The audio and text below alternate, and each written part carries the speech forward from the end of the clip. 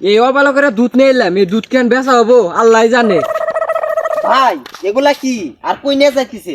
ভাই ইন্না আমার গরুর দুধ, আর বাজারে না যাইতেছি বেচপার নিকে। তা ভাই দুধ কয় টাকা কেজি বেচতেছেন?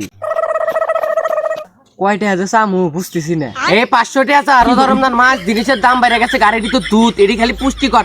500 টাকা কেজি। তা ভাই লিটারে 500 টাকা করে দিন। কি কোন ভাই এই দুধ 500 টাকা?